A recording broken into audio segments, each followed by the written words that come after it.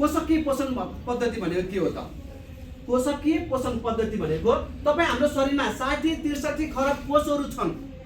60 देखि 63 खरब कोषहरू छन्। हाम्रो शरीरको बनावट अलिकति अध्ययन गरौँ र त्योभन्दा पहिला हामी के गर्छौँ त? स्वास्थ्यको बारेमा चर्चा गर्छौँ। सामान्य अर्थमा स्वास्थ्य भनेको के हो त? सामान्य अर्थमा स्वास्थ्य भनेको शरीरमा कुनै पनि रोग नलाग्नु हो। तर WHO विश्व स्वास्थ्य सङ्गठनले के भन्छ?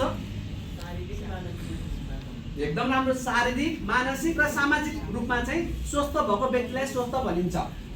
आज सबै मानिसहरू स्वस्थ हुन चाहन्छन्। स्वस्थ हुनुको फाइदा छ। हाम्रो तपाईँको जुन काम गर्छौँ त्यसमा बढीभन्दा बढी रिजल्ट आउँछ। अनि तपाईँ हाम्रो पूर्ण आयु बाँच्न सक्छौँ। तपाईँ हाम्रो परिवारमा खुसियाली छाउँछ। तपाईँ हाम्रो पैसा बचत हुन्छ, डक्टरलाई भेटिरहनु परेन। परिवारमा एकजना मात्रै बिरामी भयो भने हामी खुसी रहन सक्छौँ? सक्दैनौँ। आज सबै मानिसहरू खुसी रहन चाहन्छन्। तर आजको दिनमा चाहिँ खुसी स्वस्थ रहनु चाहिँ चुनौतीपूर्ण विषय बनेको छ। हाम्रो शरीरको बनावटलाई स्टडी गरौँ। यो 63 खरब कोषहरू हेर्नुहोस् त। कोष मिलेर तन्तुहरू बनेको हुन्छ। तन्तु मिलेर अङ्गहरू बनेको हुन्छ। अङ्ग मिलेर हाम्रो प्रणाली बनेको हुन्छ र त्यो प्रणाली मिलेर हाम्रो शरीर बनेको हुन्छ। एउटा स्वस्थ शरीरको लागि के चाहिन्छ त भन्दा स्वच्छ हावा, स्वच्छ खानेकुरा, स्वच्छ पानी चाहिन्छ। आज तपाईँ हामीले जुन हावामा सास फेरिरहेका छौँ, हावा दूषित छ, एकदम प्रदूषित छ, पानी शुद्ध छैन र खानेकुराहरू के छ त? तयारी खानाहरू हामीले खाइरहेका छौँ। यो मात्रै कारण होइन, अरू पनि कारण छन् हामीलाई रोगी बनाउने। त्यो हो तपाईँको अनिन्द्रा, निदाउन नसक्नु, तनाव, एकदम चिन्ता लिने बानी। त्यसै गरी व्यस्त र बदलिँदो जीवनशैली, हामीले आफ्नो लागि समय दिन सकिरहेका छैनौँ। रासायनिक मलको अत्याधिक प्रयोग भइरहेको छ। विष विषादीको अत्याधिक प्रयोग भइरहेको छ। त्यो रासायनिक मल र विष विषादी प्रयोग हुँदाखेरि विष विषादी हालेको निश्चित समय त्यो वस्तु त्यहाँबाट टिप्न हुँदैन। तर के भइरहेको छ? हामीले टिपेर खाइरहेका छौँ। विष तत्त्व हाम्रो शरीरमा गइरहेको छ र हाम्रो त्यो उब्जनीमा, त्यो उत्पादनमा जुन पोषक तत्त्व हुनुपर्ने हो त्यसको तपाईँको के भइरहेको छ? कमी भइरहेको छ।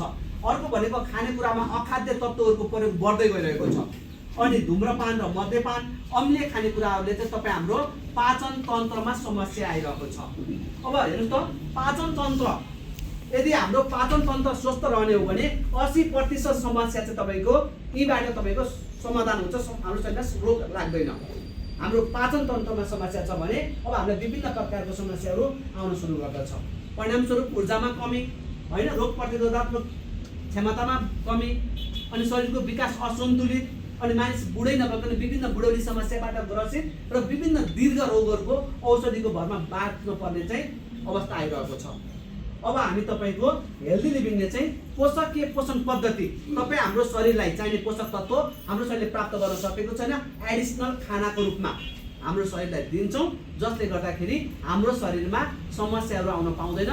त्यसको विषयमा चाहिँ चर्चा गर्छौँ। हेरचाह गर्ने स्वास्थ्यको हेरचाहमा चाहिँ के छ त? पहिलो नम्बरमा प्रतिरक्षा प्रणाली। प्रतिरक्षा प्रणाली भनेको के हो त? तपाईँ हाम्रो इम्युन सिस्टम जुन हाम्रो शरीरमा हुने गर्दछ। एकचोटि विचार गरौँ त, तपाईँ हामीलाई सामान्य कुनै काँडाले कोतर्यो, हजुरले औषधि लाउनु भएन, ठिक भयो कि भएन भन्नुहोस् त? ठिक भयो नि। केले ठिक गर्यो? त्यो इम्युन सिस्टमले गर्यो। तपाईँ हाम्रो शरीरमा त्यो खालको एउटा के हुन्छ त?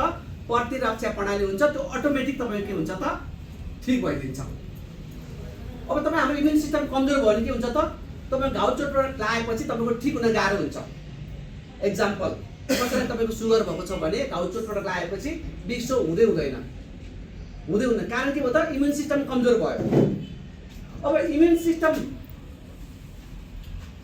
तपाईँ हामीले खाना खाइरहेका छौँ, पानी पिइरहेका छौँ, हावामा श्वासमा हावा लिइरहेका छौँ, तपाईँ हाम्रो शरीरमा भाइरसहरू गइरहेको छ।